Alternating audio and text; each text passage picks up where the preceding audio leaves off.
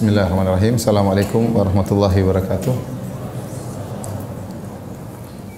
Innal hamdalillah nahmaduhu wa nasta'inuhu wa nastaghfiruhu wa natubu ilaih. Wa na'udzu billahi min syururi anfusina wa min sayyiati a'malina. May yahdihillahu fala mudilla lahu wa may yudlil fala hadiyalah. Wa asyhadu an la ilaha illallah wahdahu la syarika lah. Wa asyhadu anna Muhammadan abduhu wa rasuluhu la nabiyya ba'dah. Ya ayyuhalladzina amanu taqullaha haqqa tuqatih wa la tamutunna illa wa antum muslimun. Ya ayyuhan nasu taqu rabbakumul ladzi khalaqakum min nafsin wahidah wa khalaqa minha zawjaha wa batha minhuma rijalan katsiran wa nisaa'a. Wattaqullaha alladzi tasaaluna bihi wal arham innallaha kana 'alaikum raqiba. Ya ayyuhalladzina amanu taqullaha wa qulu qawlan sadida yuslih lakum a'malakum wa yaghfir lakum dhunubakum. Wa may yuti'illaha wa rasulahu faqad faza fawzan 'azima amma ba'd fa inna asdaqal hadithi kitabullah wa khairal huda huda Muhammadin sallallahu alaihi wasallam wa syarrul umuri muhdatsatuha wa kullu muhdatsatin bid'ah wa kullu bid'atin dhalalah wa kullu dhalalatin finnar. Hadirin dan hadirat yang dirahmati oleh Allah Subhanahu wa taala, alhamdulillah pada kesempatan pagi hari ini kita dipertemukan kembali dalam rangka mempelajari Kitab Tauhid yang dikarang oleh Syekh Al-Imam Muhammad bin Abdul Wahhab rahimahullahu taala. Dan kita masih pada bab yang pertama. Ini adalah pertemuan yang ketiga.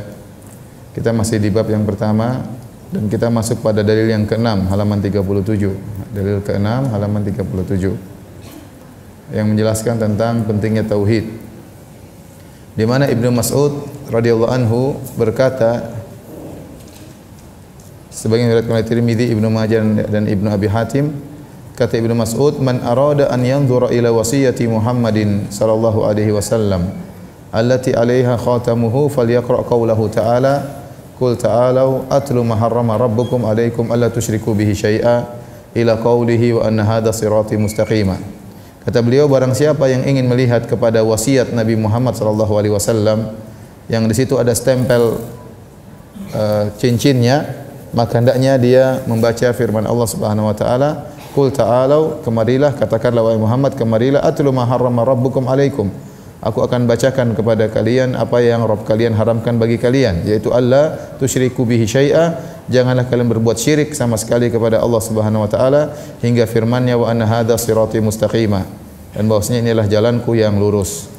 Hadirin hadirat yang dirahmati Allah Subhanahu wa taala, kita ketahui bahwasanya Rasulullah SAW meninggal dalam kondisi tidak mewasiatkan apapun. Ya, beliau tidak menulis wasiat apapun. Ya. Tidak sebagaimana persangkaan orang-orang Syiah yang mengatakan Rasulullah SAW meninggal dalam kondisi berwasiat untuk menjadikan Ali bin Abi Thalib sebagai khalifah setelah wafatnya Nabi SAW. Tapi ini semua adalah kedustaan. Tidak pernah ada wasiat demikian. Ya. Oleh karenanya kalau seandainya Rasulullah SAW berwasiat agar Ali menjadi khalifah, tentunya para sahabat tidak terjadi khilaf siapa yang akan menjadi khalifah setelah wafatnya Nabi. Tetapi kenyataannya waktu Rasulullah SAW meninggal dunia terjadi khilaf siapa yang menjadi khalifah. Bahkan sampai-sampai pengkuburan Nabi SAW ditunda, ya, ditunda beberapa hari dikarenakan masalah ini. Karena masalah siapa yang menjadi pemimpin sangat penting. Karena segala urusan dibangun di balik siapa yang memerintahkan. Oleh karena sampai kaum Muhajirin, kaum Ansar sampai terpecah dua waktu itu. Sampai kaum Muhajirin mengatakan dari kami amir, kaum Ansar mengatakan dari kami amir, dari Ansar, dan Muhajirin juga ada amirnya. Setelah mereka berdialog, berdebat sampai akhirnya mereka sepakat yang menjadi amir atau menjadi khalifah adalah Abu Bakar radhiyallahu taala anhu. Dan seandainya kalau Rasulullah SAW pernah berwasiat kepada sahabat yang menjadi khalifah adalah Ali, tentunya akan ada yang protes. Namun tidak ada satupun riwayat ada sahabat yang protes mengingatkan kepada yang lainnya, tidakkah kalian ingat bahwasanya yang harus menjadi khalifah adalah Ali bin Abi Thalib? Namun tidak ada yang pernah protes. Dan selama pemerintahan Abu Bakar, Ali bin Abi Thalib pun tidak pernah mengingatkan wasiat tersebut kalau memang ada. Kemudian pemerintahan Umar 20 tahunan pun Ali bin Abi Thalib tidak pernah mengingatkan tentang adanya wasiat tersebut. Demikian juga waktu pemerintahan Utsman. Ali juga tidak pernah mewasiatkan kalau ada wasiat saya diwasiatkan jadi khalifah setelah meninggalnya Nabi. Jadi ini hanyalah khurafat dan khayalan orang-orang Syiah ya, yang menyatakan bahwasanya Rasulullah SAW meninggalkan wasiat bahwasanya yang menjadi khalifah adalah Ali bin Abi Thalib. Ini kedustaan. Kata mereka waktu Rasulullah SAW pulang dari Haji Wada, kemudian di suatu daerah namanya Ghadir Khum, ya, maka Rasulullah SAW berbicara kepada para sahabat, kalau saya meninggal yang menjadi pemimpin adalah Ali bin Abi Thalib. Ya. Padahal yang hadir itu ribuan sahabat. Makanya mereka menjadikan hari Idul Ghadir, ya, Ghadir Khum dijadikan sebagai hari raya. Antum pernah dengar kan hari raya apa?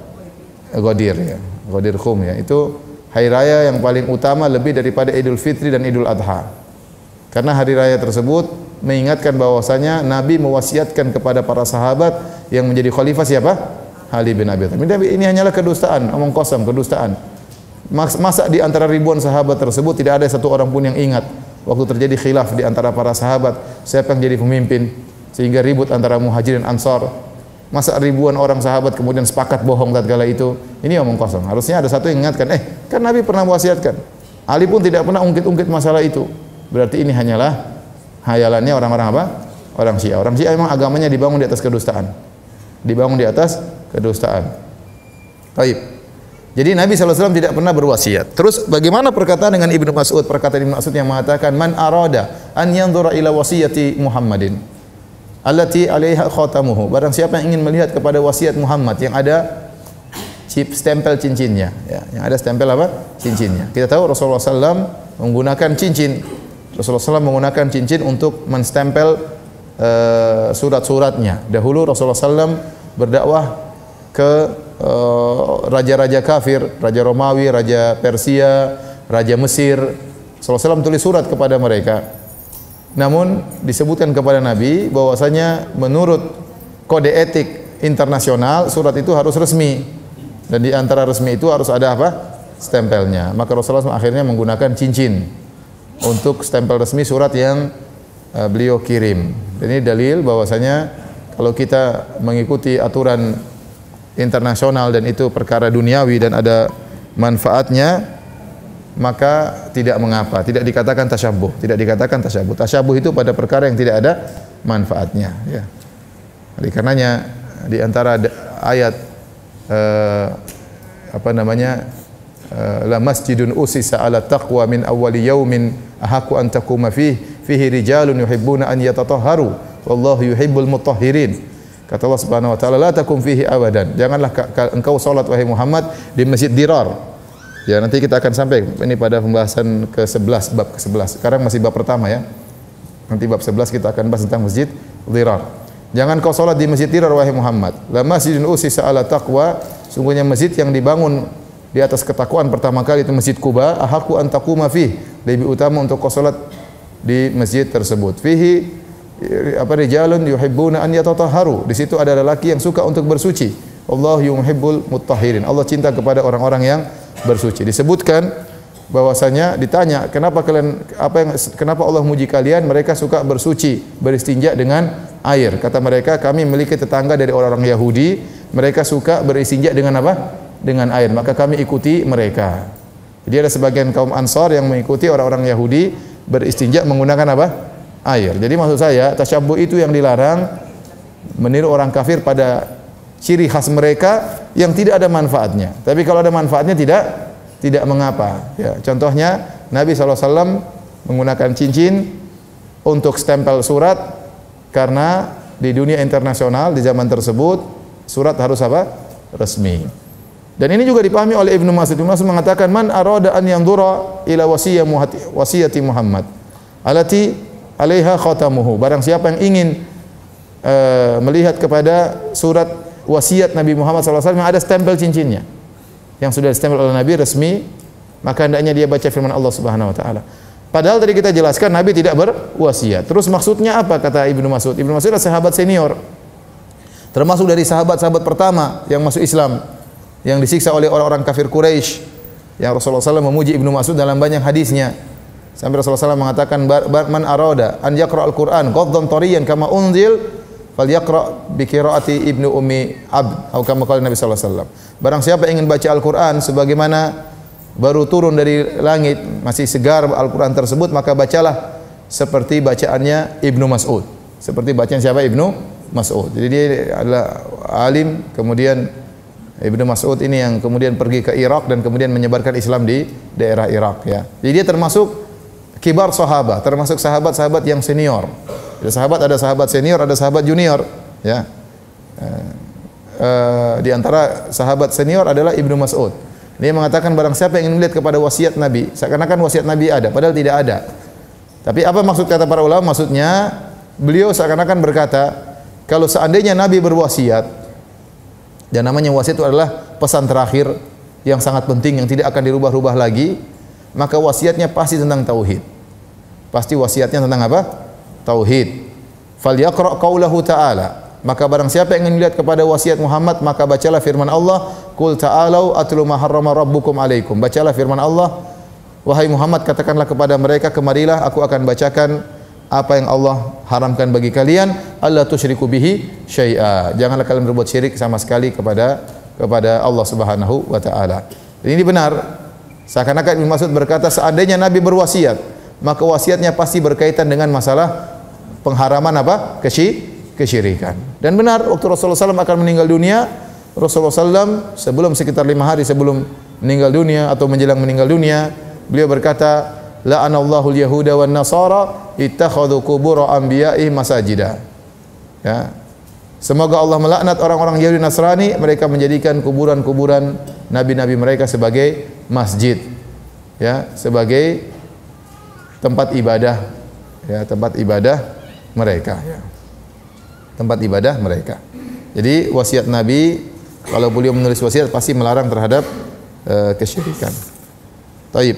Ini menunjukkan pemahaman Ibnu Mas'ud yang dalam tentang intisari dakwah Nabi sallallahu alaihi wasallam. Bahwasanya intisari dakwah Nabi sallallahu alaihi wasallam adalah menyeru kepada tauhid dan melarang kepada kesyirikan. Taib, kita lanjutkan hadis yang dalil yang ketujuh, lihat halaman 38. Dari Mu'adz bin Jabal radhiyallahu anhu, beliau berkata, kuntu radifan Nabi sallallahu alaihi wasallam ala himar. Suatu hari aku dibonceng oleh Nabi sallallahu alaihi wasallam di atas seekor himar, keledai. Faqala li ya Mu'adz, maka Rasulullah SAW berkata, wahai Mu'adz, atadri ma haqqullahi 'alal ibad? Tahukah engkau apa itu hak Allah yang harus ditunaikan oleh para hamba? Wa ma haqqul ibad 'ala Allah, dan apa hak hamba yang Allah tunaikan kepada para hamba? Qultu Allahu wa rasuluhu a'lam. Aku berkata Allah dan Rasulullah lebih mengetahui. Qala haqqullahi 'alal ibad an ya'buduhu wa la tusyriku bi syai'a.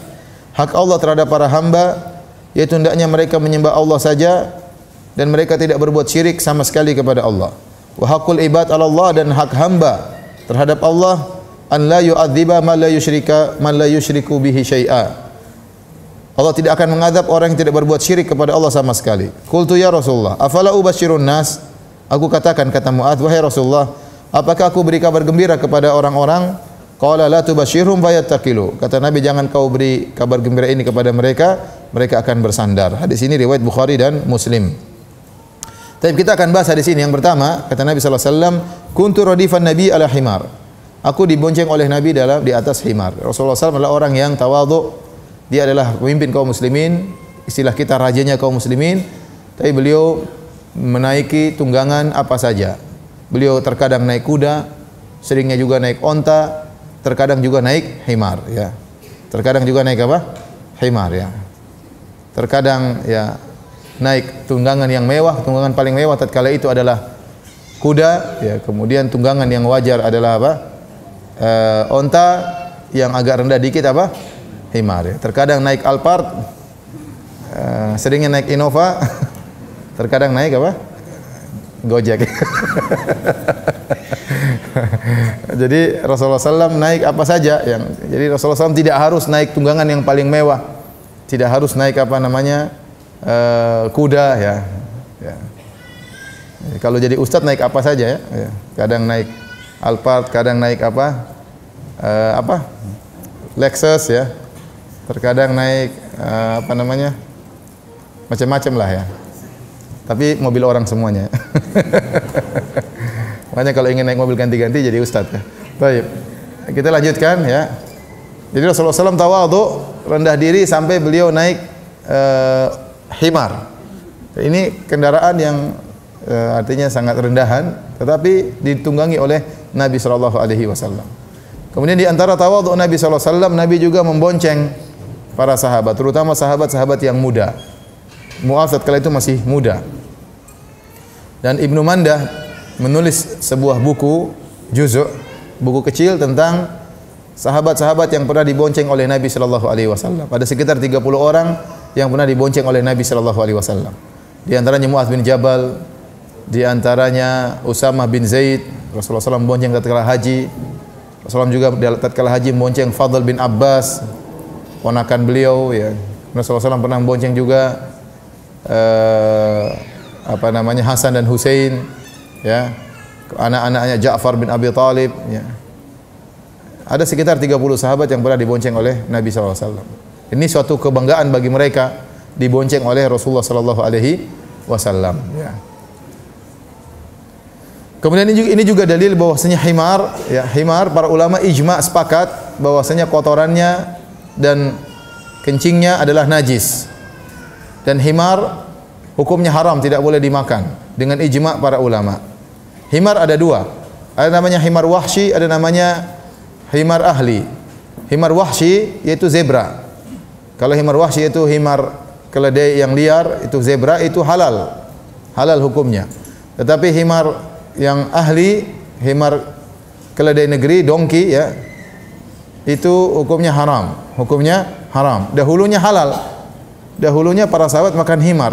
Tetapi pada waktu perang Khaybar diharamkan himar tersebut.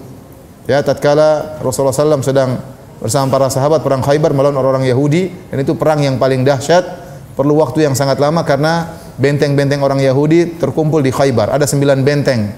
Sehingga Rasulullah SAW dan para sahabat harus menjatuhkan benteng tersebut satu demi satu. Sehingga mereka kehabisan bekal, kelaparan, musim dingin dan kelaparan. Akhirnya mereka nyembelih himar-himar mereka.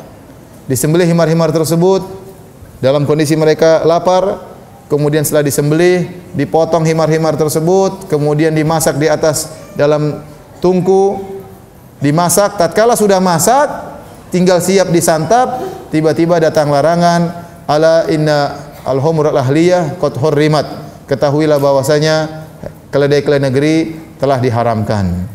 Akhirnya para sahabat tumpahkan tungku-tungku yang sudah masak tersebut padahal mereka dalam kondisi lapar. Yang mengherankan, diharamkannya tatkala sudah masak ya. Jadi bukan sebelum dipotong ya. Jadi ini ujian bagi para sahabat. Allah tidak mengharamkan kecuali setelah apa? Dimasak ya. Dan mereka beriman, mereka patuh, langsung mereka tumpahkan apa? Himar-himar tersebut. Seandainya diharamkan sebelum dipotong kan lebih enak. Himarnya bisa dimanfaatkan, bisa ditunggangi lagi. Tetapi tidak. Allah haramkan tatkala mereka kelaparan, tatkala musim dingin, kemudian tatkala sudah dipotong himarnya, sudah masak tinggal disantap, tahu-tahu apa? Haram. Ingin melihat bagaimana kepatuhan para sahabat. Ternyata para sahabat patuh. Dan mereka taat kepada Rasulullah SAW, maka himar-himar tersebut dibuang. Jadilah himar-himar tersebut menjadi haram. Lihatlah bagaimana himar yang tadinya halal kemudian jadi apa? Haram. Terserah Allah. Allah mengharamkan, Allah menghalalkan, urusan Allah Subhanahu wa taala. Ada yang protes, "Ustaz, kenapa? Emang mudaratnya di mana?" Ya, kita bilang kita juga enggak tahu. Tadinya halal, mudaratnya di mana kok jadi halal? Kok sekarang jadi apa?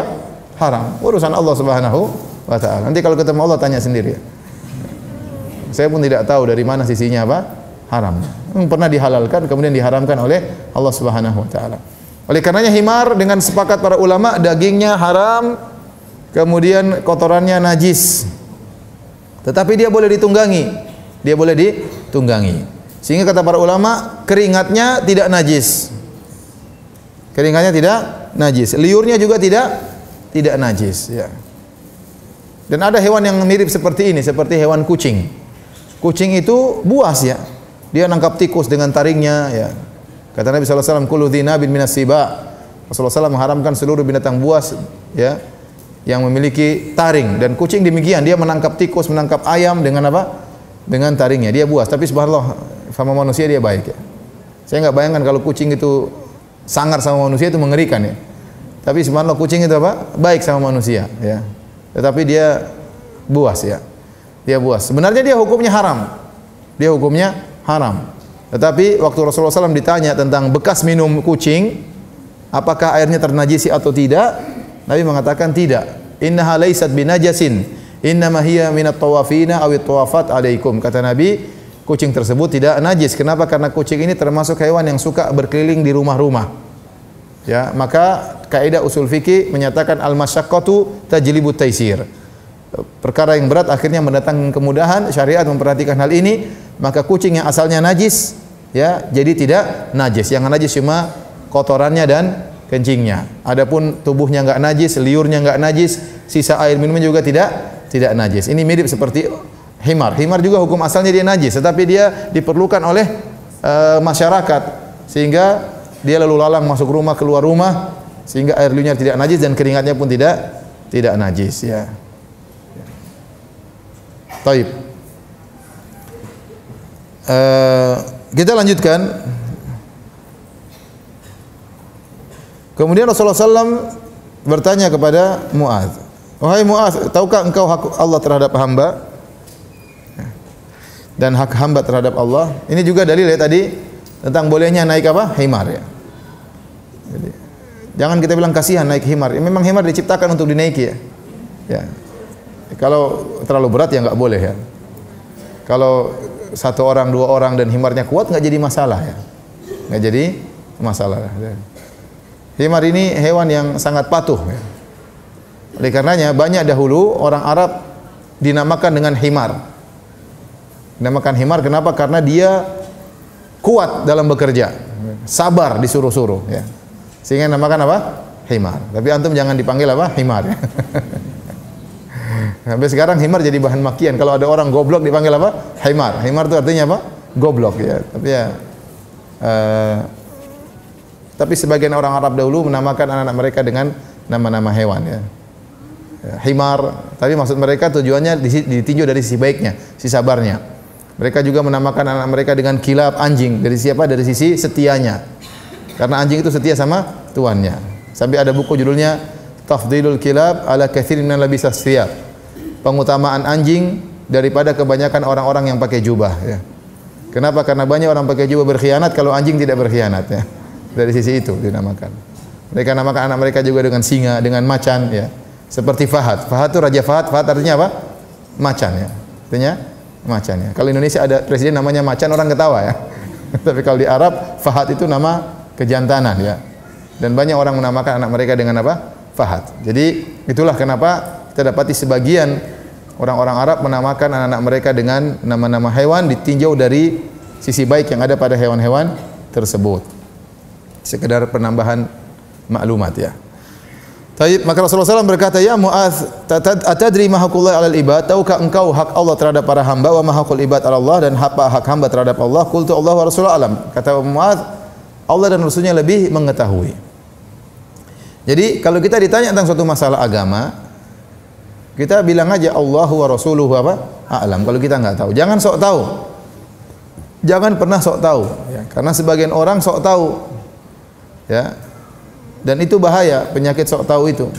Ingin nimbrung, ingin punya partisipasi dalam jawaban padahal dia tidak tahu. Kalau tidak tahu udah diam aja, jangan sok tahu ya. Oleh karenanya sering saya alami, saya lagi duduk, ada yang tanya-tanya, Ustaz apa hukum-hukum ini? Nanti ada orang bahlul-bahlul yang jawab, oh hukumnya haram, Ustaznya belum jawab, mereka sudah jawab duluan. Ente jadi, yang Ustaz saya apa ente gitu, cuma saya nggak bilang gitu ya. Cuma mereka subhanallah ada yang semangat, mungkin semangatnya ya sudahlah, pertama ente hormati ustaz-ustaz yang ditanya, bukan ente yang ditanya ya. Kedua, jangan mendahului apa? Ustaz. Nanti kalau ustaz salah atau apa ente kasih masukan enggak apa-apa ya. Tapi ustaz ditanya kemudian pada nyelutuk. Kadang-kadang anak diamin aja, itu sudah dijawab katanya. Jadi serahkanlah perkara kepada ahlinya ya. Kalau kita pun tahu ya nggak usah jawab. Kalau ada orang lebih alim daripada kita nggak usah jawab. Ya. Lihat Ibnu Umar radhiyallahu taala anhuma, tatkala ditanya oleh Nabi SAW tentang suatu teka-teki dalam Sahih Bukhari, kata Nabi SAW, inna minas syajari lama barakatuhu ka barakatil muslim. Fahadithuni ma huwa. Sungguhnya di antara pohon-pohon ada suatu pohon yang berkahnya seperti berkahnya seorang muslim. Sampaikanlah kepadaku pohon apakah itu. Rasulullah SAW teka-teki waktu itu. Kata Ibnu Umar, fa dhahaba an-nasu ila syajaril bawadi. Orang-orang berfikir yang dimaksud oleh Nabi adalah pohon-pohon yang ada di lembah-lembah, karena teka-teki biasanya susah kan. Lalu Rasulullah SAW sedang makan jantung korma waktu itu. Kata Ibnu Umar, fa waqa'a fi nafsi annaha nakhlah. Dalam hatiku saya tahu yang dimaksud oleh Nabi adalah pohon korma. Fa idza ana asgharul qaum. Tiba-tiba saya lihat saya orang yang paling muda di antara yang hadir. Wa Abu Bakrin wa Umar thamma wa lam yatakallama. Dan ada Abu Bakar, ada Umar di situ dan mereka berdua tidak ngomong. Saya enggak enak. Ada bapakku dan senior situ, ada Abu Bakar, ada siapa? Umar, dan mereka berdua tidak berbicara. Maka saya tidak enak, akhirnya saya tidak berbicara, ya. Akhirnya tidak ada yang jawab. Rasulullah SAW kasih tahu itu adalah pohon apa? Pohon korma, ya. Akhirnya setelah itu Ibnu Umar cerita sama bapaknya, ayahanda tadi sebenarnya saya tahu jawabannya, tapi saya malu. Kata Umar, kenapa kau tidak bilang saja? Ya, Umar ingin senang kalau anaknya menyampaikan apa?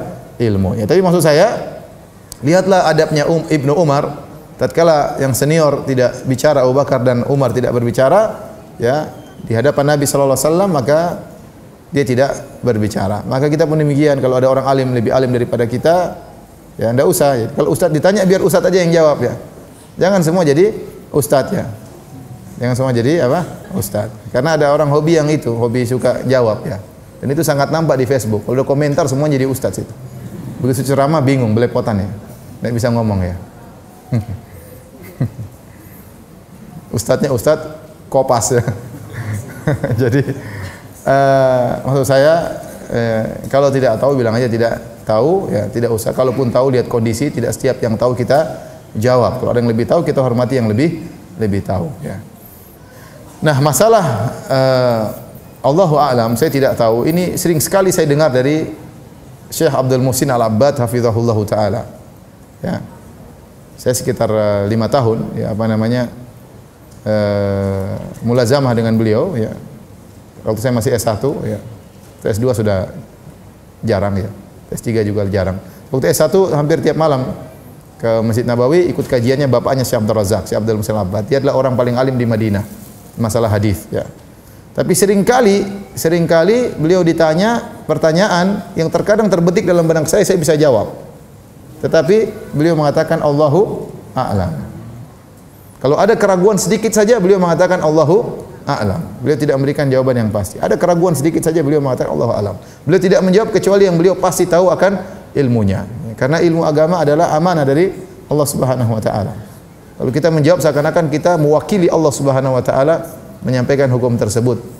Maka seorang berhati-hati kalau tidak tahu, ya dia bilang tidak tahu atau dia beri jawaban yang tidak pasti. Adapun kalau dia tidak tahu kemudian dia nekat, maka ini bahaya. Oleh karenanya seorang harus melatih diri untuk sering mengatakan Allahu a'lam. Terutama jika dia seorang dai. Lihatlah bagaimana Imam Malik rahimahullahu taala, ibu bisa lihat halaman 40, ya. Halaman 40 dan seterusnya. Ya, Imam Malik pernah berkata, inni la ufakkiru fi mas'alatin mundu bid'i asyrata sana famattafaqa li fiha ra'yun ilal an. Saya merenungkan satu permasalahan semenjak belasan tahun. Sampai sekarang saya belum tahu jawabannya. Ya. Tidak berani berfatwa. Belasan tahun dia merenungkan satu permasalahan. Dia tidak tahu jawabannya, dia mengatakan sampai sekarang saya tidak tahu jawabannya. Al-Haytham bin Jamil berkata, "Syahitu Malikan su'ila an thamanin wa arba'ina mas'alatan faqala fi thintain wa thalathin minha la adri." Aku pernah melihat Imam Malik ditanya 48 pertanyaan dan beliau menjawab 32-nya la adri, saya tidak tahu. Dari 48 pertanyaan cuma dijawab berapa? 30. Yang dijawab, yang tidak dijawab 32, berarti tinggal berapa? Berapa? 16 yang dijawab. Lebih sedikit yang dijawab daripada yang tidak dijawab. Yang tidak dijawab 2 kali lipat lebih banyak. Kemudian juga Imam Malik pernah ditanya itu permasalahan, kemudian dia mengatakan la adri, saya tidak tahu. Orang ini kemudian berkata, "Ya Imam Malik, innaha mas'alatun khafifatun sahlah." Ini pertanyaan permasalahan ringan Imam Malik. Kenapa kau tidak jawab? Kata Imam Malik, "Laisa fil ilmi syai'un khafif." Tidak ada dalam masalah ilmu agama perkara yang ringan, semuanya berat. Amma sami'ta qaula Allah Ta'ala inna sanulqi 'alaika qaulan tsaqila. Tidakkah kau dengar firman Allah kepada Rasulullah, sesungguhnya kami akan lemparkan kepada engkau perkataan yang berat. Jadi tidak ada yang ringan dalam masalah agama, semuanya masalah berat. Kemudian juga ada yang bertanya kepada Imam Malik. Malik berkata, saya tidak tahu. Kata yang bertanya, kalau kamu tidak tahu terus siapa yang tahu? Imam Malik. Karena Imam Malik orang paling alim di kota Madinah. Terus kamu tidak tahu, mau tanya siapa lagi? Siapa yang tahu? Kata Imam Malik, ya, kalau kalian tidak tahu apa saya harus tahu? Jadi kadang ustaz terjebak, ustaz kalau ustaz tidak tahu terus siapa lagi? Ya sudah kalau gitu ustaz nekat aja jawab. Jadi ustaz dijebak sama muridnya. Jawab dong ustaz, kasihan saya ya. Ada orang seperti itu, kasihan terus saya nggak tahu mau diapain. Nanti ustaz nggak kasihan saya kasihan kamu, tapi saya lebih kasihan diri saya juga. Kamu masuk surga, saya masuk neraka, enak aja. Kalau saya salah fatwa yang tanggung dosanya siapa? Saya ya. Ente selamat aja ya.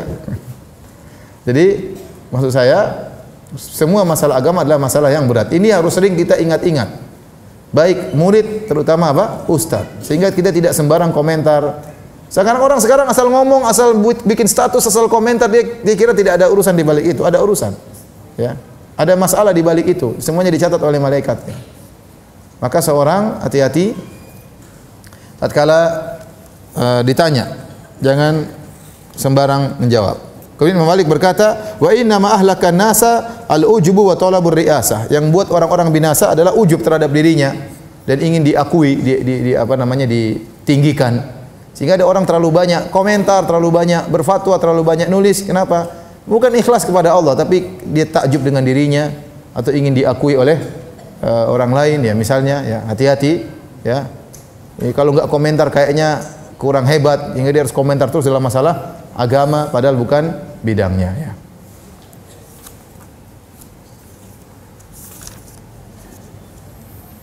Taib. Kita lanjutkan. Di sini kata Nabi SAW, tahukah engkau hak hamba terhadap Allah dan hak Allah terhadap hamba?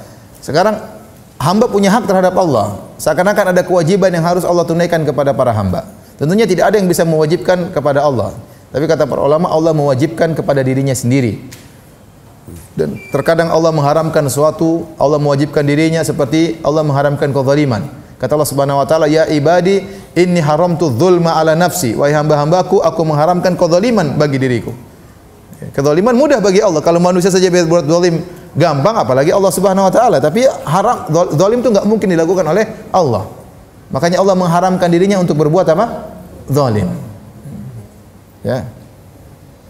Kemudian Allah mewajibkan dirinya, kata dalam Al-Qur'an, wa kataba ala nafsihi rahmah. Allah mewajibkan pada dirinya untuk rahmat kepada hamba-hambanya. Allah mewajibkan dirinya. Ya, jadi tidak ada yang mewajibkan suatu kepada Allah, tapi dengan karunia Allah, dengan baiknya Allah, dengan rahmatnya Allah, Allah mewajibkan dirinya. Kalau ada hambanya yang tidak berbuat syirik sama sekali, Allah tidak akan azab. Allah tidak akan azab. Dan ini keutamaan tauhid. Barang siapa yang bertemu dengan Allah tidak berbuat syirik sama sekali, dia tidak akan diadab oleh Allah Subhanahu wa taala. Maka Rasulullah SAW jelaskan, hakullah alal ibad, hak Allah terhadap para hamba, an ya'budu wa la yusyriku bi syai'a. Para hamba harus beribadah hanya kepada Allah dan tidak boleh berbuat syirik sama sekali. Wa haqqul ibad 'ala Allah, dan hak hamba terhadap Allah, alla yu'adziba ma la yusyriku bihi syai'a. Allah tidak akan mengadab orang yang berbuat syirik sama sekali. Waktu mendengar kabar dari Nabi, maka Mu'adz bertanya, ya Rasulullah, afala ubashirun nas? Ya Rasulullah, bolehkah aku sampaikan kabar gembira ini kepada orang-orang? Bahwasanya di antara hak hamba, yaitu Allah mewajibkan dirinya untuk tidak mengadab orang yang berbuat syirik, yang tidak berbuat syirik sama sekali. Artinya orang tidak berbuat syirik pasti selamat dari azab. Kata Nabi, la tubashirhum fayattaqilu. Jangan kau beritahu mereka, mereka akan bersandar. Jadi Rasulullah SAW khawatir, ya, terutama orang yang baru masuk Islam, dikasih kabar, kalau kau tidak berbuat syirik sama sekali, kau tidak akan diadab. Akhirnya mereka malas beramal, menganggap dirinya tidak berbuat syirik, ya. Makanya kata Rasulullah SAW, jangan kau sampaikan kepada mereka. Tetapi Mu'adz tatkala akan meninggal dunia, dia menyampaikan hadis ini. Dia menyampaikan hadis ini karena dia takut berdosa. Kata Al-Imam Al-Bukhari dalam riwayatnya, wa akhbara biha Mu'adzun inda mautihi ta'assuman. Harusnya tidak boleh dikabarkan oleh Mu'adz, tapi tatkala akan meninggal dunia, Mu'adz menyampaikan, meriwayatkan hadis ini. Dia takut berdosa, menyembunyikan apa? Dosa menyembunyikan ilmu. Dan dia berharap hadis ini akan sampai kepada orang-orang yang sudah paham, ya. Karena kalau orang salah paham, nanti dia akhirnya tidak beramal. Seperti seorang yang kemudian menyampaikan hadis, ya, barang siapa mengucapkan la ilaha illallah masuk surga. Barang siapa mengucapkan la ilaha illallah masuk surga. Akhirnya orang salah paham. Yang penting dia sudah la ilaha illallah. Ya. Akhirnya menggampang-gampangkan maksiat, ya. Yang penting tidak syirik, ya. Ya. Akhirnya seorang salah paham, utang enggak bayar-bayar. Ente enggak bayar utang, yang penting saya tidak berbuat syirik, ya. Dia berbuat syirik, utang bayar, ya. Orang sebenarnya ada salah paham, bohongin orang, yang penting tidak berbuat apa? Syirik. Nanti lama-lama berzina, yang penting bukan apa? Syirik. Ini salah, padahal syirik dosa besar, juga zina juga dosa besar, mengancam pada neraka, tidak bayar utang juga dosa, bisa menjerumuskan orang dalam neraka jahanam, ya. Jadi hadis ini jangan sampai disalah pahami, bukan menyuruh orang untuk bergampangan berbuat apa? Maksiat. Taib. Kita selesai dari bab yang pertama. Tapi kita bacakan pelajaran penting terkandung dalam bab ini. Ya. Ada berapa pelajaran? 1, 2, 10, 24. Yang pertama, hikmah diciptakan jin dan manusia oleh Allah. Apa hikmahnya? Ibu-ibu? Untuk menyembah Allah, ya. Ibadah adalah hakikat tauhid, sebab pertentangan yang terjadi antara Rasulullah dan kaumnya adalah dalam masalah tauhid ini. Ini yang penting. Pertentangan, kata Syekh Muhammad Abdul Wahab rahimahullahu taala, pertentangan yang terjadi antara Rasulullah dan kaumnya adalah dalam masalah tauhid al-ibadah. Makanya, ya, Allah berfirman, apa namanya? Wa laqad ba'atsna fi kulli ummatin rasulan an ibudullaha wajtanibut taghut. Sungguh kami telah mengutus setiap umat, kepada setiap umat seorang rasul yang mengatakan sembahlah Allah dan jauhilah apa? Taghut. Jauhilah taghut, ya.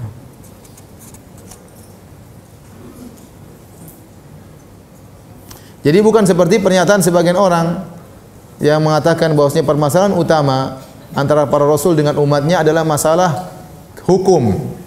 Ini kesalahan. Ini nanti akan kita sampaikan pada bab kelima kalau tidak salah. Ini saya hanya menyebutkan sekilas, ya, sebagaimana dipahami oleh Sayyid Qutb rahimahullah dalam tafsirnya Fi Dalail Quran. Ya, nanti akan saya nukilkan. Beliau mengatakan bahwasanya permasalahan utama antara para rasul dengan umatnya adalah masalah hukum. Masalah hukum, bahwasanya para rasul menyuruh umatnya untuk menegakkan hukum Allah Subhanahu wa taala. Dan itulah makna la ilaha illallah. Ini kesalahan dari beliau rahimahullahu taala dalam tafsir beliau fi dzil Quran. Yang benar bahwasanya permasalahan adalah masalah tauhidul ibadah. Masalah tidak boleh menyembah kecuali hanya kepada Allah. Oleh karenanya banyak nabi yang tidak berbicara masalah hukum karena belum saatnya. Contohnya Nabi Isa alaihissalam diutus di tirani di zaman pemerintahan orang-orang Romawi. Dan Nabi Isa tidak kemudian memberontak terhadap orang-orang Romawi tersebut, tidak. Karena tidak punya kemampuan. Nabi Isa alaihissalam menyuruh kepada apa? Tauhid. Nabi Musa alaihissalam diutus di zaman pemerintahannya Fir'aun, bertahun-tahun, puluhan tahun. Dan Nabi Musa tidak pernah diperintahkan oleh Allah untuk berjihad kemudian memerangi apa? Fir'aun, karena tidak mampu. Nabi Musa berdakwah kepada tauhid, menegur Fir'aun agar bertauhid, datang kepada Fir'aun agar menyembah kepada Allah, tapi dia tidak pernah mengatakan wahai Fir'aun gantian, saya yang jadi raja kamu turun, tidak pernah. Ya. Tapi dia mengatakan sembahlah Allah Tuhanmu yang menciptakan aku dan menciptakan apa? Kalian. Ya. Demikian juga nabi-nabi yang lain. Ya. Nabi Yusuf juga hidup di zaman kerajaan Mesir, kerajaannya juga kafir. Waktu Nabi Yusuf menjadi menteri, diangkat oleh raja jadi menteri, Nabi Yusuf pun tidak memberontak untuk menggulingkan apa? Pemerintahan tatkala itu, padahal pemerintahan tersebut dibangun di atas apa? Kesyirikan.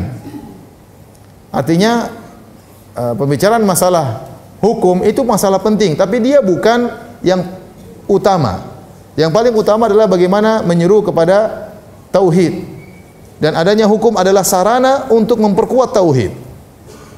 Bukan sebaliknya, seorang mengatakan yang paling utama adalah khilafah kemudian tauhid jadi korban. Jangan bicara tauhid, ini salah. Saya katakan tauhid adalah utama, khilafah adalah sarana atau dia buah dari tauhid. Bukan sebaliknya, seorang bicara tentang khilafah sementara tauhid jangan dibicarakan. Supaya kita bisa punya masa untuk terus, kalau ente tidak bicara tauhid terus ngapain? Para nabi semuanya bicara tentang apa? Tauhid, meskipun mereka tidak menguasai khilafah. Meskipun mereka tidak punya khilafah.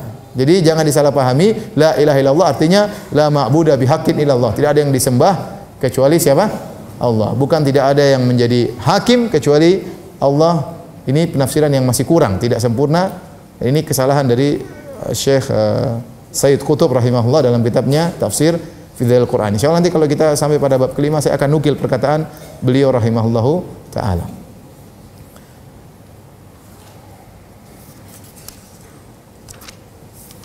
Kemudian lihat halaman 44 poin ke-8. Pengertian togut bersifat umum, mencakup semua yang diagungkan selain Allah. Jadi togut itu semua yang diagungkan, yang disembah selain Allah Subhanahu wa taala. Semua yang disembah selain Allah Subhanahu wa taala. Maka togut itu bermacam-macam. Di antaranya iblis togut, ya. Di antaranya orang-orang yang menyuruh untuk disembah seperti para para ruhban, ya, para pendeta-pendeta, rahib-rahib yang disembah oleh kaumnya. Dia mengharamkan apa yang diharamkan diikuti padahal hukumnya halal. Dia menghalalkan apa yang diharamkan harusnya haram dihalalkan sama dia, kemudian umatnya mengikutinya. Ini juga tagut. Contohnya tagutlah para dukun yang menyuruh kepada syaitan. Tagut juga para dukun juga adalah tagut, ya. Kemudian seluruh yang menyuruh untuk disembah dan dia ridha. Jadi pengertian tagut menurut Ibnu Qayyim rahimahullah adalah kullu ma ubida min dunillah wa huwa radin. Seluruh yang disembah selain Allah dan dia ridha. Ada syaratnya, harus dia ridha, karena banyak yang disembah selain Allah namun dia tidak ridha. Seperti para nabi disembah, Nabi Muhammad SAW disembah, Nabi Isa disembah, orang-orang soleh di zaman Nabi Nuh juga disembah, namun mereka tidak ridha. Mereka bukan tagut, meskipun mereka dijadikan tagut oleh umatnya, tapi mereka bukan tagut karena mereka tidak ridha disembah. Ada orang yang ridha disembah, ya. Ada orang yang ridha disembah, ya. Senang kalau ada orang yang mengagung-agungkannya. Sebagaimana sebagian saya lihat orang-orang sufi sampai muridnya sujud di hadapan dia, ya ini tagut seperti ini, tagut. Di antara makna tagut kata para ulama yaitu seorang yang berhukum dengan hukum selain Allah Subhanahu wa taala sampai pada derajat kekufuran. Ya, ini adalah tagut, ya. Ini adalah tagut, ya. Nah, sebagian orang salah paham, mereka membatasi makna tagut hanya pada pemerintah. Kata mereka pemerintah adalah tagut, ya. Semua yang berhukum dengan selain hukum Allah maka kafir. Ini tidak benar. Tidak semua yang berhukum dengan selain hukum Allah maka otomatis menjadi kafir, ya. Ya. Tidak otomatis menjadi kafir, ya. Kenapa? Ya, karena hukum asal berhukum dengan selain hukum Allah adalah kufrun duna kufrin. Kufur asghar. Dan ini ijma' para ahli tafsir. Saya katakan ijma' para ahli tafsir karena memang dalam semua buku tafsir tatkala menjelaskan tentang wa man lam yahkum bima anzalallah fa ulaika humul kafirun, barang siapa yang berhukum dengan selain hukum Allah adalah orang-orang kafir, maka semuanya pasti menyebutkan riwayat dari Ibnu Abbas. Ibnu Abbas mengatakan kufrun duna kufrin. Laisa kama tadhhabuna ilaihi. Kufur di sini bukan seperti yang kalian persangkakan, tetapi kufur ini adalah kufur asghar, kufur kecil. Bukan merupakan kufur akbar. Jadi seorang tidak boleh sengaja berhukum dengan hukum selain Allah dan dia ternyata bisa berhukum dengan hukum Allah tapi dia menyengajakan diri untuk berhukum dengan selain hukum Allah, ya, meskipun dia tahu tidak boleh maka dia terjumus dalam kufur kecil. Kapan seorang menjadi kafir akbar? Tatkala dia beranggapan bahwasanya hukum selain hukum Allah sama saja dengan hukum Allah atau lebih baik daripada hukum Allah, ataupun boleh kita dengan hukum Allah yang tidak, ini halal, ini semuanya tidak mengapa, maka ini sampai pada derajat kekufuran. Dia mengganti hukum Allah dengan hukum selain Allah Subhanahu wa taala. Tapi kenyataannya ada orang-orang yang tidak bisa berhukum dengan hukum Allah karena kondisinya tidak memungkinkan. Contoh disebutkan oleh Ibnu Taimiyah adalah Najasyi. Raja Najasyi adalah seorang musyrik Nasrani. Raja Najasyi seorang musyrik Nasrani. Waktu para sahabat di Mekah diintimidasi, disiksa oleh orang-orang kafir Quraisy, maka Rasulullah SAW menyuruh para sahabat untuk berhijrah ke kerajaan Raja Najasyi di Habasyah. Maka berangkatlah para sahabat ke negeri Nasrani. Padahal itu negeri apa? Nasrani. Tetapi dia adil, kata Nabi SAW. Meskipun dia negara kafir, tetapi dia lebih ringan daripada Mekah. Mekah negara kafir tapi membunuh orang-orang para sahabat. Seandainya mereka tidak membunuh para sahabat, maka Nabi tidak menyuruh para sahabat untuk berhijrah ke negeri Habasyah. Kemudian hijrah pertama, hijrah kedua pergi juga ke Najasyi. Hijrah ketiga baru ke kota Madinah. Jadi hijrah 3 kali. Hijrah pertama ke Habasyah, hijrah kedua ke Habasyah, hijrah ketiga baru ke Madinah. Dan Raja Najasyi orang musyrik. Orang musyrik. Akhirnya dia didakwahi oleh Ja'far bin Abi Thalib dalam pertemuan antara Raja Najasyi dengan Ja'far bin Abi Thalib dalam Musnad Al-Imam Ahmad dengan sanad yang hasan.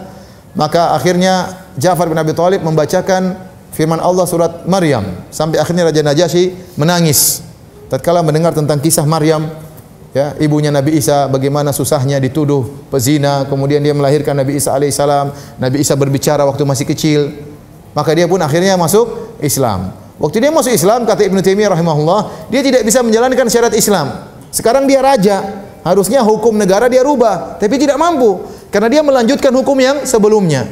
Sehingga dia tidak sempat sholat, sampai disebut dalam sebagian riwayat tidak bisa sholat 5 waktu. Dia tidak bisa berhaji, dia tidak bisa puasa, dia tidak bisa menjalankan syariat Islam. Untuk dia saja dia tidak mampu, apalagi merubah hukum negara, tidak mampu. Makanya waktu dia meninggal dunia, tidak ada yang sholatin. Maka Rasulullah SAW menyuruh para sahabat sholat gaib di kota Madinah. Kata Rasulullah, ada hamba yang soleh, Raja Najasyi masuk Islam. Ada hamba yang soleh meninggal, shollu ala akhikum, sholatlah kepada saudara kalian. Akhirnya para sahabat sholat gaib menyolatkan Raja Najasyi. Menjadi perhatian kita, Raja Najasyi kafir atau tidak? Tidak. Dia tidak bisa melakukan hukum Islam karena tidak mampu. Tidak mampu, tapi dia tidak kafir. Padahal dia sudah jadi puncak, jadi apa? Raja. Maka saya katakan, seandainya misalnya Kerajaan Arab Saudi sekarang menegakkan hukum Islam, tahu-tahu ada raja baru, rubah hukum semuanya, kita bilang orang kafir ini. Mungkin dia kafir, kenapa? Kenapa dia rubah hukum Allah? Tapi beda kasusnya, banyak negara-negara yang sejak awal sudah ada hukum apa? Hukum Islam campur dengan hukum apa? Kekufuran. Ya. Kemudian ada presiden baru tinggal melanjutkan, ya tidak bisa otomatis kita mengatakan apa? Kafir. Makanya Rasulullah SAW mengatakan orang yang kafir itu illa antarau kufran buahan. Kata Rasulullah SAW, kalau kalian melihat pemerintah melakukan kekufuran yang nyata, baru boleh memberontak. Kekufuran yang nyata, bukan kekufuran yang disangka-sangka, kufur hanya sekedar temannya jadi kufur, atau contoh kufur yang nyata seperti apa? Ngerobek Al-Quran misalnya, atau apa namanya, ganti agama, jelas ya. Ya misalnya kemudian ya macam-macam namanya kekufuran yang nyata, menghina Nabi Muhammad SAW misalnya, kekufuran nyata. Tapi kalau dia bikin undang-undang, kemudian ini bukan kekufuran yang nyata. Bahkan sebagian orang bisa jadi dia berhukum dengan hukum selain Allah, dia dapat pahala. Kok bisa? Tatkala dia berusaha merubah dari kemungkaran menjadi kemungkaran yang lebih ringan. Dia tidak mampu untuk mengarahkan kepada hukum Allah Subhanahu wa taala. Kita tahu ada sebagian sahabat saudara-saudara kita yang masuk di parlemen atau dia penentu hukum, tapi dia tidak mampu untuk berhukum dengan hukum Allah. Tapi dia rubah menyuruh kepada yang lebih baik, ya. Yang lebih baik. Misalnya, khamar, kalau orang minum khamar harusnya apa? Dicambuk. Itu hukum Allah. Tapi kalau orang minum khamar di penjara, itu bukan hukum Allah. Tapi daripada khamar dibolehkan, dia bilang kalau gitu jangan, khamar tetap tidak boleh. Tapi kalau orang khamar gimana? Ya di penjara, misalnya. Orang minum khamar di penjara, hukum Allah atau bukan? Bukan. Tetapi lebih mending daripada khamar jadi halal. Ya, paham? Orang ini dapat pahala karena dia sudah berusaha menuju kepada hukum Allah namun tidak mampu. Kalau dia bilang harus dicambuk, tidak bisa. Orang akan protes, dia akan dihentikan dan lain-lainnya. Allah Maha tahu tentang niat dia. Makanya Syekh Utsaimin rahimahullah mengatakan bisa jadi orang berhukum dengan selain Allah dia dapat pahala karena itu yang dia mampui. Karena mengingkari kemungkaran ada dua model. Bisa menghilangkan kemungkaran secara total atau mengurangi kemungkaran menjadi lebih ringan. Itu juga bernahi mungkar. Itu juga bernahi mungkar, ya. Jadi tidak semua orang berhukum dengan hukum selain Allah maka otomatis menjadi kafir. Ya. Saya kemarin ditanya pengajian di Bali, Ustaz PNS kafir atau tidak? Ada ikut apa PNS togut atau bukan? Saya bilang, ada togut ikut pengajian. Ya, karena ada PNS yang ikut apa? Pengajian. Ya. Masa togut ikut pengajian? Ya. Jadi jangan gampang-gampangan mentogut-togutkan apa? Orang, mengkafirkan orang. Orang itu bisa saja dia berdosa tapi dia bukan togut. Pezina, perampok, pembunuh, dia berdosa tapi dia bukan togut. Dia tidak disembah kepada selain Allah Subhanahu wa taala. Ya, jangan kita mudah-mudah mentogut-togutkan apa? Orang, ya. Di Arab Saudi fitnah ini sudah lama, ya. Pemboman yang dilakukan di polisi, di kantor polisi, di markas tentara terjadi di Arab Saudi. Karena dianggap apa? Dianggap togut. Karena tentara-tentara ini mendukung pemerintah Arab Saudi. Bayangkan, Raja Salman togut. Raja Salman togut apalagi apalagi yang lainnya. Kalau Raja Salman, dan ada orang seperti itu. Ya. Pemahaman takfirin itu ada di mana-mana sampai di tanah air kita juga. Jadi saya ingatkan togut itu maknanya luas, ya. Sebagian orang hanya membatasi togut hanya pemerintah. Pemerintah harus jadi tagut. Semua yang dukung pemerintah jadi apa? Tagut. Ini tidak benar ya. Tidak benar. Kita bilang hukum-hukum yang bukan selain hukum Allah salah ya. Salah. Kita menyeru kepada pemerintah untuk berusaha menyeru kepada hukum apa? Hukum Islam. Tapi kondisinya tidak semudah yang kita bayangkan. Perubahan perlahan-lahan ya. Makanya Nabi Yusuf alaihissalam waktu masuk dalam kerajaan Mesir, Nabi Yusuf jadi menteri waktu itu. Rajanya musyrik. Rajanya musyrik. Makanya begitu Nabi Yusuf meninggal dunia, langsung Bani Israel dijadikan budak. Waktu Nabi Yusuf masih hidup, Bani Israel dihormati oleh sang raja karena mereka tahu kedudukan Nabi Yusuf alaihissalam. Makanya Nabi waktu orang mukmin dari keluarga Firaun yang masuk Islam di zaman Nabi Musa, dia berkata, "Wa laqad ja'akum Yusufu min qablu bil bayyinati famaziltum fi syakki mimma ja'akum bih hatta idza halaka qultum lan yab'atsallahu ba'di rasula." Kata orang Firaun, mukmin Firaun, dia masuk Islam tapi dia enggak berani menampakkan Islamnya. Bayangkan, dia tidak berani berhukum dengan hukum Allah. Wa qala rajulun mu'minun min ali fir'auna yaktumu imanahu. Kata Allah, berkatalah seorang lelaki mukmin dari keluarga Firaun, dia sembunyikan imannya. Tidak berani dia menampakkan imannya. Kalau dia nampakkan imannya dibunuh oleh siapa? Firaun. Dia tidak berani menampakkan salatnya. Dia tidak berani. Apa kita bilang kafir? Tidak kafir. Allah mengatakan dia mukmin. Kenapa? Kondisinya tidak memungkinkan. Ya. Tidak memungkinkan. Ya. Jadi tidak semua orang yang tidak berhukum hukum Allah kemudian kita katakan apa? Otomatis kafir. Ya. Kata dia, "Walaqad ja'akum Yusufu min qablu bil bayyinat." Sungguh Yusuf telah datang kepada kalian wahai orang-orang Mesir sebelumnya dengan dalil-dalil yang nyata. Famaziltum fi syakki mimma ja'akum bih. Sementara kalian sejak dahulu ragu dengan apa yang dibawa. Ya, kalian tidak beriman. Sampai sekarang kalian tidak beriman. Jadi memang Nabi Yusuf waktu dia jadi menteri, rajanya tidak beriman. Yang beriman cuma Bani Israel. Nabi Yusuf sudah masuk, kalau bahasa kita sudah masuk di parlemen, namun dia tidak bisa merubah apa? Semua hukum. Dia tidak bisa merubah semua hukum. Apa kita mengenai Nabi Yusuf kafir, tidak berusaha merubah, kok ikut. Kalau kita pakai pengkafiran MLM, Nabi Yusuf kafir atau tidak? Kafir. Jadi orang sekarang mudah-mudah kafir gak gampang ya. Apa kata Syekh Muhammad Abdul Wahab rahimahullahu taala? Mereka menuduh saya mengkafirkan orang-orang. Bagaimana saya mengkafirkan orang-orang? Sementara orang yang beribadah di kuburan Ahmad Al-Badawi, saya tidak kafir karena dia tidak tahu, tidak ada yang mengingatkan dia.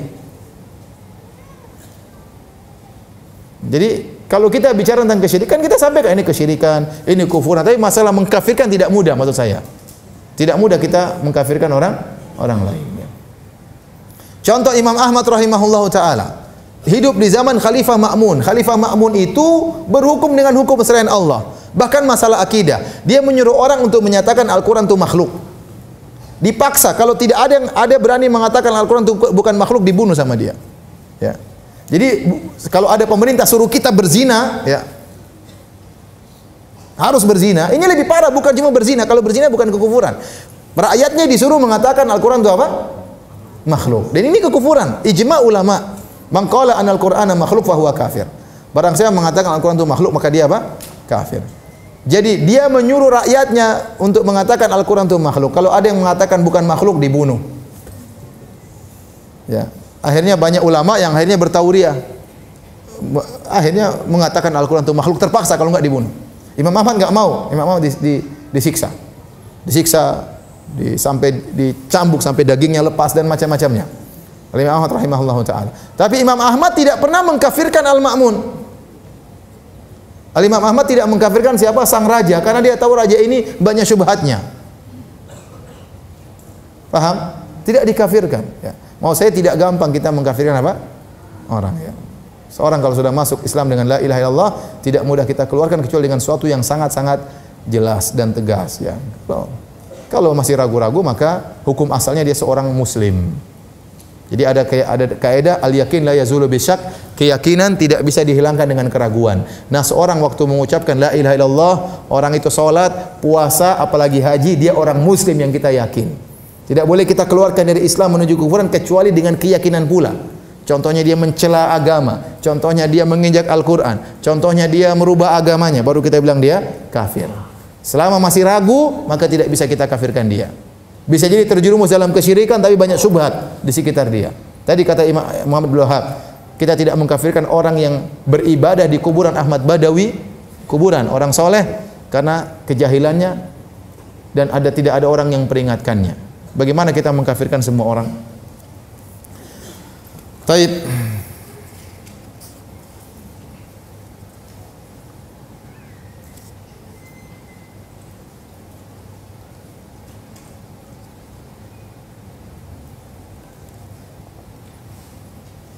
Lihat halaman 46. 46 nomor 17. Dianjurkan untuk menyampaikan berita yang menggembirakan kepada semua muslim. Dalilnya apa? Muaz berkata, "Afala ubasyirun nas, ya Rasulullah, bolehkah aku sampaikan kepada orang-orang tentang berita kabar gembira ini?" Berarti menyampaikan kabar gembira itu bagus ya. Kalau ada kabar gembira menyenangkan Islam, kita sebarin. Ya, tapi jangan hoax ya, yang benar ya. Menyenangkan kaum muslimin. Beda yang membuat menakut-nakuti kaum muslimin, maka tidak boleh kita sebarin. Harus kita cek dulu. Jadi kabar gembira beda, kabar gembira. Nah, tapi kalau kabar yang menakut-nakut, idza ja'ahum amrun minal khaufi awil amni, ada'u bih. Ya, kalau ada perkara yang menakut-nakuti mereka segera sampaikan, enggak boleh. Kata Allah harus dikembalikan kepada ulil amri, kembalikan kepada para ulama yang ngerti akan masalah ini. Ya. La yurawi'u muslimun musliman. Tidaklah seorang muslim menakut-nakuti muslim yang lain ya. Kalau kabarnya enggak benar maka jangan kita kabarkan. Contoh mengabarkan Dajjal sudah keluar. Orang takutlah. Kemarin ada yang lahir matanya buta cuma satu. Ya orang cacat dibilang Dajjal, kasihan ya. Sudah cacat bukan didoain maka dituduh apa? Dajjal. Jadi nakut-nakutin orang buat apa nakutin orang ya? Dia sudah muncul bentar lagi kiamat. Nakut-nakutin orang enggak boleh ya.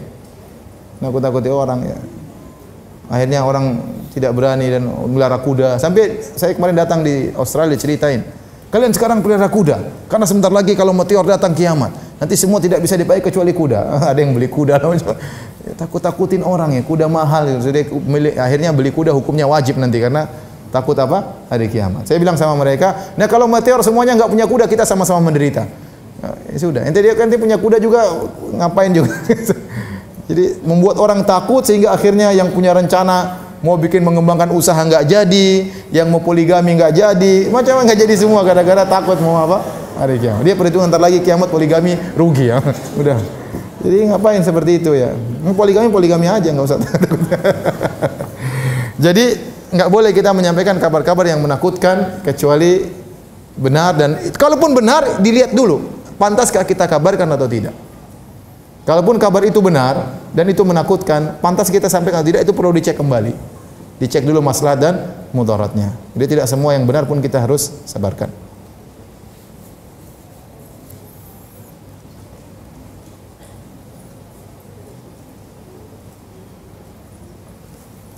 Nomor 22, boleh membonceng seorang di atas binatang jika memang binatang itu kuat. Tadi sudah saya katakan, memang hewan diciptakan untuk ditunggangi ya. Kasihan enggak, memang dia diciptakan untuk itu. Ya, kalau ente kasihan ente jangan makan hewan kalau gitu. Disembelih kasihan enggak? Ya, kasihan ya. Ya udah, ya jadi ini memang diciptakan oleh Allah untuk apa? Untuk kita. Tapi jangan dizalimi, jangan dizalimi.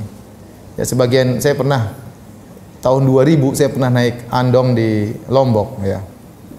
Naik andong berapa orang, dokar apa andong ya intinya itu. Kuda. Subhanallah, kudanya enggak kuat, dipukulin sama apa? Sama ininya, sampai saya enggak tega, saya mau turun aja kan. Kasihan dipukulin terus, dia enggak mau jalan, kayak kasihan. Ini zalim kalau sudah seperti ini. Ya, enggak boleh. Enggak boleh menzalimi hewan. Baik, demikian saja kajian kita. Hadirin hadirat yang rahmatillah subhanahu wa taala, kurang lebihnya saya mohon maaf. Insyaallah kita bersua lagi di kesempatan yang lain. Kita mengkafaratul majlis, subhanakallah bihamdik, asyhadu an la ilaha illa anta, astaghfiruka wa atubu ilaik. Assalamualaikum warahmatullahi wabarakatuh.